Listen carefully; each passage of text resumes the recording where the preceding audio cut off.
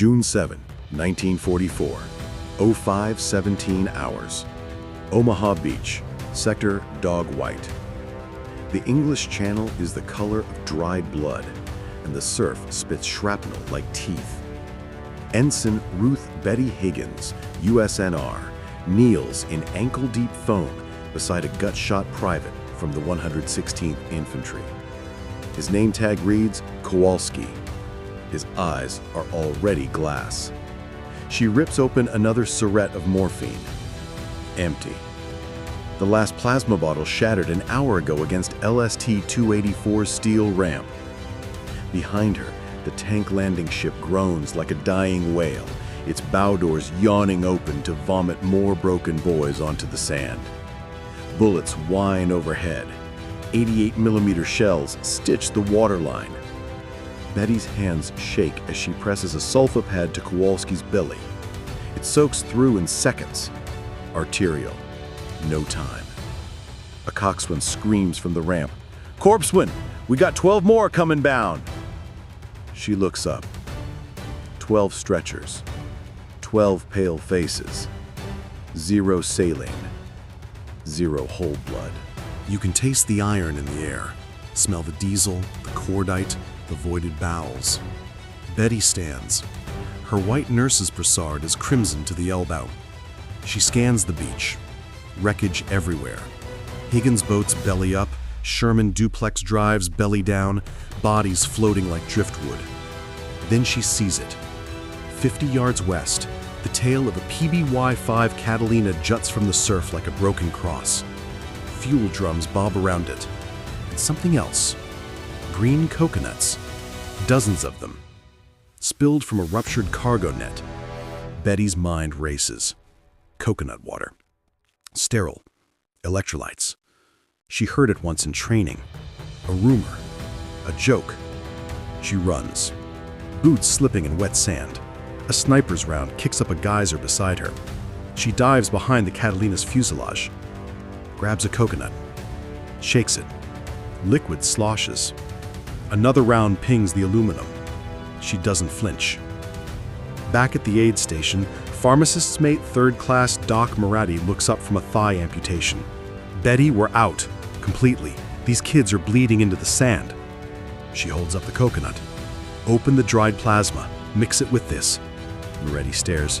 "You're joking. Do I look like I'm joking?" He hesitates, then grabs a bayonet. The first coconut splits. Clear fluid pours into a steel helmet. Betty tears open a tin of dried plasma. Powder snow. She stirs. Green. Like absinthe. Moretti rigs an IV line. Needle into the 1st Marine's vein. Private 1st Class Raymond Ray Esposito, 18, from Brooklyn. Shrapnel in the chest. Pulse thready. The green fluid drips. Drip. Drip. Betty holds his hand. "Come on, Ray, stay with me." His lips move. Cold. Then, impossibly, sweet. Color creeps into his cheeks. His grip tightens. Moretti's eyes widen. Holy Mother of God. On the bluff, a German sniper peers through his ZF-41 scope. He sees medics sprinting with glowing green bags. He lowers the rifle, mutters to his spotter, "Die Amis sind verrückt geworden." The Americans have gone mad. But the mad woman in the blood-soaked brassard isn't done. She needs more coconuts, and the tide is still rising. June 7th, 1944, 06:03 hours. LST-284's tank deck, now a floating charnel house. The deck tilts with every swell, blood sluicing through scuppers into the gray channel. Betty Higgins stands over a mountain of split coconuts, machete in one hand, plasma tin in the other. Her arms are green to the elbow, sticky with pulp and powder. Moretti rigs a production line.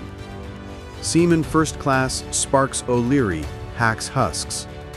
Pharmacist's mate Second Class Irish McCaffrey stirs. IV bags, rubber bladders meant for seawater, fill with the emerald brew. Word ricochets up the chain. Corpsman Higgins has plasma, real plasma, green as hell. From the beach, stretcher bearers sprint. One drops to his knees beside Betty. "Ma'am, we got a lieutenant, gut shot, won't last 10 minutes. She hands him a bag. "Run, don't stop." He's gone before the echo dies. On the sand, Captain Elias Duck Goldsmith, 16th Infantry Regiment Surgeon, kneels beside Lieutenant Paul Weinberg. Bowel perforated in 3 places, pulse 140 and fading. The stretcher bearer skids in, green bag dripping. Goldsmith rips the cap, jams the needle home. Weinberg's eyes flutter. He gasps. Like limeade, Doc." Goldsmith laughs, a cracked sound. "Keep drinking, Lieutenant. You're buying the next round in Paris." Up on WN 62 Strongpoint, Oberfeldwebel Karl Richter watches through binoculars. The Americans are everywhere now, green bags swinging like lanterns. Men who should be dead sit up. Men who should be screaming walk. He lowers the glasses. "Hexarai," he whispers. "Witchcraft." Back on LST 284, the coconuts run low. Betty scans the wreckage again. Another PBY, half submerged 200 yards east. More drums, more green gold. She grabs a line, ties it around her waist. "Lower me over the side." Moretti hesitates. "Snipers! Now, Doc!" The winch creaks. She drops into the surf. Water to her chest. Cold bites like teeth. A machine gun opens up from the bluff. Tracers hiss overhead. She wades, one arm over her head, the other clutching the line. Reaches the PBY, climbs the strut. Inside the fuselage, crates float in waist-deep water. Coconuts. Hundreds. She starts hurling them overboard. Splash. Splash. A bullet punches through the aluminum skin inches from her head. She doesn't flinch. On deck, O'Leary and McCaffrey haul them up in cargo nets. The line stretches. Betty counts. 100, 150. Then she sees it. A crate marked medical, whole blood, type O. Half submerged, labels peeling. She rips it open. Bottles intact. Miracle. She ties the crate to the line. Signals. Pull. The winch groans. The crate rises. Behind her, a shell screams in. Direct hit on the PBY's wing. Fuel ignites. Betty dives. The explosion lifts her clear of the water, slams her against the LST's hull. She comes up coughing, ears ringing. The PBY is a torch. Moretti hauls her aboard. She's bleeding from the scalp, doesn't notice, points to the crate. Real blood. Get it to Goldsmith, now. But the green bags keep flowing. The tide of death is turning, and the Germans on the bluff are running out of targets. June 7th, 1944. 07:22 hours. Omaha Beach, between WN 60 and WN 62. The sun climbs, turning the smoke into a copper haze. Betty Higgins stands on LST 284's ramp, hair matted with blood and coconut milk, counting green IV bags like ammunition. 173. That's the tally. 173 lives hanging by emerald threads. Below, the beach is a hive. Bulldozers shove corpses into neat rows. Engineers blow gaps in the shingle. Rangers climb the bluffs with grappling hooks. Captain Goldsmith jogs up the ramp, boots crunching on shell casings. His surgical mask hangs around his neck like a noose. Betty, we're stable. First wave's holding. Plasma's buying us hours. She hands him the crate of whole blood. Then use this. Save the green for the next push. He nods, eyes red-rimmed. You're a miracle, Higgins. She shakes her head. Just stubborn. A whistle shrills. Landing craft circle like sharks. Troops of the 18th Infantry wade ashore, rifles high. Goldsmith grabs 2 corpsmen. Set up a forward station behind the shingle. Green plasma only for shot cases. Prioritize chest and belly. They salute and vanish into the smoke. Betty turns back to the tank deck. Coconuts are gone. The last bag drips into a Marine's arm. Private Esposito. The first to taste the elixir. He's sitting up now, smoking a cigarette with shaking fingers. Ma'am, tell Brooklyn I owe you a slice. She smiles for the first time all day. Make it 2, Marine. From the bluff, Richter watches the scene through his scope. The American medics move like ghosts, green bags glowing in the morning light. Wounded men rise, walk, fight. He lowers the rifle. His spotter, Gefredo Mueller, whispers, "They're not human." Richter spits, "They're winning." At 07:45, a runner skids to a halt beside Betty. "Ma'am, Colonel Canham sends compliments. Exit E1 is open.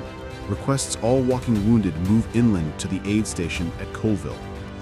She looks at the beach. Hundreds of men now. Some on litters, some on crutches. Many with green-stained bandages. She nods. "Tell the colonel we're right behind you." The ramp drops fully.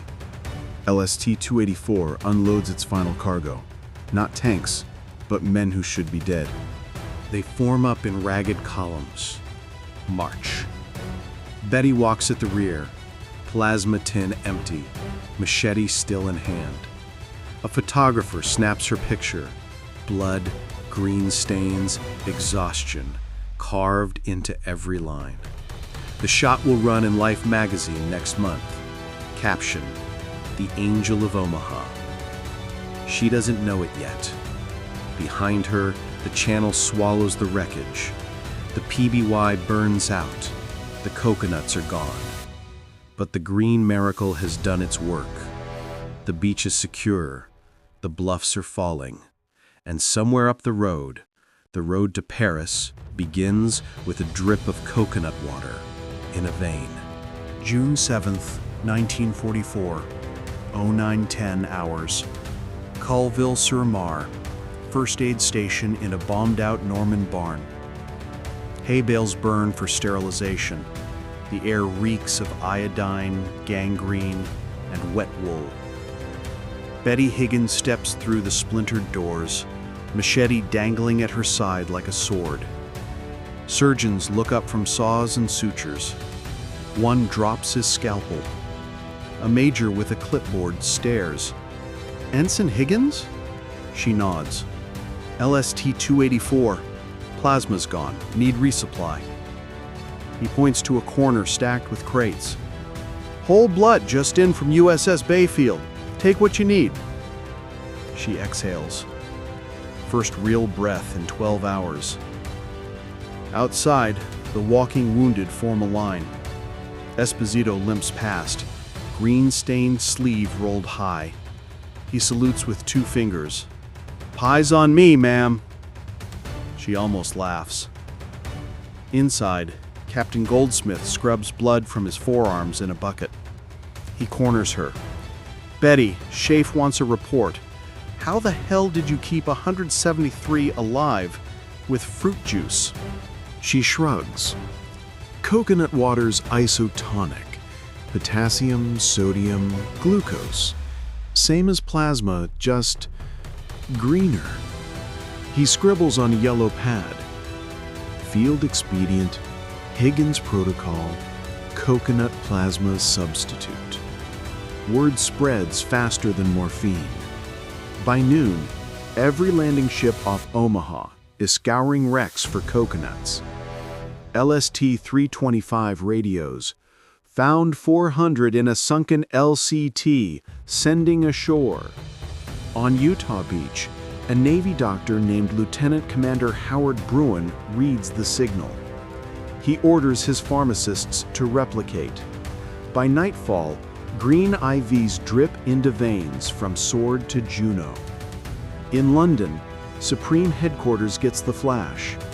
General Omar Bradley's aide underlines one line: civilian nurse improvisation saved brigade-strength casualties.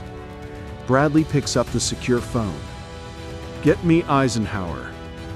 Ike's voice crackles. "Tell Higgins she's got a Silver Star and find every damn coconut in the Pacific." Back in the barn, Betty finally sits. Her boots are caked in sand and plasma residue. A corpseman offers coffee, real coffee, from a Red Cross urn. She sips, burns her tongue, doesn't care. A private with a bandaged head stumbles over. "Ma'am, they're calling it the Green Miracle." She looks at him, eyes older than her 26 years. "Call it whatever, just don't waste it." Outside, the line of wounded stretches into the apple orchards. Green bags swing like lanterns in the dusk. The war rolls inland, but the beach remembers. And somewhere in the Pacific, a quartermaster opens a new requisition form. Coconuts, medical grade, priority A1. The hack is no longer a hack, it's doctrine. June 8th, 1944, 0430 hours. Forward Surgical Hospital, Saint-Laurent-sur-Mer. The operating tents glow like lanterns in the pre-dawn fog. Generators thump like distant artillery. Betty Higgins hasn't slept. She's on her third cup of coffee, black as bunker oil. Colonel Paul Hawley, Chief Surgeon, ETO, strides in with a clipboard and a look that could freeze the channel. He finds her restocking plasma crates. "Ensign Higgins, sir, you're relieved. Orders from Eisenhower. Back to England for debrief." She straightens. "With respect, sir, the boys still need—" Hawley cuts her off. "They need you alive. You're the only one who knows the coconut mix ratio cold. London wants it standardized, now." A jeep waits outside, engine running. Driver, a WAC corporal with a Thompson across her lap. Betty hesitates. Looks back at the tents. Hears the moans, the saws, the prayers. She salutes. Climbs in. The jeep bounces over shell holes, past hedgerows where paratroopers from the 101st brew tea in helmets. One waves a green-stained canteen. "Works on hangovers too, ma'am." She manages a tired smile. By noon, she's aboard a C-47 at Point du Hoc Strip. The pilot, Captain Mary Chance, revs the engines. "Next stop, Southampton. Hold tight, Angel." The plane lifts over the beachhead. Betty looks down. Omaha is a scar of steel and smoke. But the scar is closing. June 9th, 1944. Chief Advanced HQ, Portsmouth. A room full of brass. Generals, admirals, British, Canadian, even a Free French colonel. Betty stands in borrowed blues, Silver Star ribbon, still warm from the box. Eisenhower leans forward. "Walk us through it, Ensign. From the first coconut to the last drip." She does. No notes. Every ratio, every life. A Royal Navy surgeon raises a hand. "Coconut water spoils in heat. How did you—" "Used it within 6 hours. Kept the husks in shade. Boiled the machete between batches." A hush. Then applause. That night, the BBC broadcasts, "American nurses' tropical improvisation saves hundreds on D-Day." In Berlin, Dr. Karl Brandt, Hitler's personal physician, reads The Intercept. He scoffs, "Primitive, we have synthetic plasma." But in the Pacific, Admiral Nimitz orders every fleet oiler to carry 500 coconuts per landing force, just in case. June 15th, 1944, Walter Reed Hospital, Washington. Betty steps off the Pan Am Clipper, flashbulbs popping. A reporter shouts, "Miss Higgins, what's next?" She thinks of Kowalski, of Esposito, of the boy who never got a name. "Back to the war," she says, "wherever they need plasma." But the war has already changed. Field manuals now carry a new page. Higgins Coconut Plasma Protocol, approved for combat use. And in every aid station from Normandy to the Rhine, a green-stained IV bag hangs like a battle standard. The nurse from LST 284 is gone. The legend is just beginning. July 1944, Mobile Army Surgical Hospital, Carentan, France. The tent city sprawls across a cow pasture turned blood-soaked quagmire. Betty Higgins, now Lieutenant G, steps off a Piper Cub with a crate stamped "Coconuts, Medical." The pilot salutes. "Courtesy of the 7th Fleet, ma'am, fresh from Guadalcanal." Inside the main ward, Colonel Hawley meets her. His eyes are hollow. "We're pushing for the same. Casualties projected at 2,000 a day. Your green stuff's the only thing keeping the pipeline open." She nods, sets the crate down, opens it. Rows of vacuum-sealed cans. Dehydrated coconut water, Higgins formula. A young surgeon, Captain Daniel Kim, stares. "They bottled it? Lyophilized, shelf-stable, just add sterile water." Kim laughs, a sound like breaking glass. From beach hack to factory line in 6 weeks. Betty walks the rows of cots. Green cans hang beside morphine ampules. A private with a shattered femur whispers, "Tastes like Hawaii, ma'am." She squeezes his hand. "Drink up. Paris is waiting." August 25th, 1944. Paris, Hôtel Dieu. The City of Light is free. Nuns in the corridors weep as American medics unload crates marked with a new logo, a coconut split by a caduceus. Betty stands on the steps. A French doctor kisses her cheeks. "Vous avez sauvé nos garçons." She shakes her head. "They saved themselves. I just gave them a drink." September 1944, Bastogne, Belgium. The Ardennes winter bites like a wolf. A field hospital and a monastery cellar. Betty trains Belgian nurses on the Higgins protocol, shows them how to crack open frozen coconuts with entrenching tools, how to warm the fluid in helmets over sterno cans. A paratrooper from the 101st, frost-bitten toes black, sips the green brew. "Better than coffee, ma'am. Warms the soul." She smiles. The smile doesn't reach her eyes. December 16th, 1944, the bulge erupts. Supply lines cut. Plasma freezes in trucks, but the coconut cans don't. They ride in jeeps, in rucksacks, in the pockets of medics crawling through snow. One medic, Sergeant Leo Doc Rossi, 4th Infantry Division, writes home, "Mom, if I make it, it's because of a nurse and a damned palm tree." January 1945, Okinawa. The Pacific catches up. Navy Nurse Corps Lieutenant Commander Ruth Higgins steps onto the beach at Yontan. Marines cheer. They've heard the stories. She sets up a coconut processing station in a Quonset hut. Local Okinawan farmers bring truckloads. Kids sell them for Hershey bars. A Marine, with a gut wound from a Nambu round, sips the green elixir, whispers, "Cold, sweet." Betty freezes. Flashback to Omaha, to Esposito. She kneels. "You're going home, son." He dies anyway, but not from shock. May 8th, 1945, VE Day.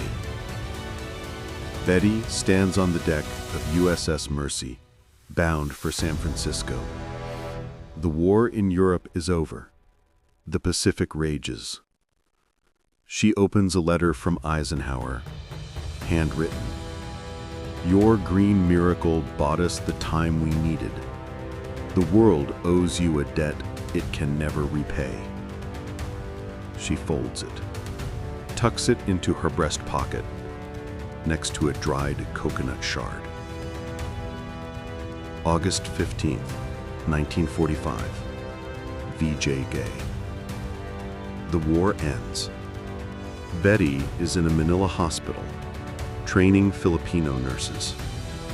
She hangs up her brassard. The machete goes into a museum case. But the cans keep shipping. Korea, Vietnam, Desert Storm. Every conflict, a crate marked Higgins Coconut Plasma for shock. National WW2 Museum, New Orleans. A docent leads school kids past a display. A green IV bag. A machete.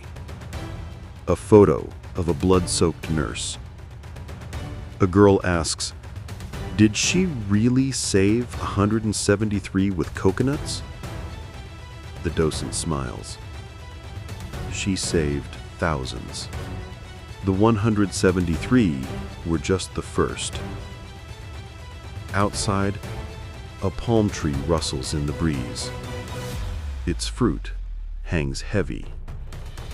The drip never stops. End.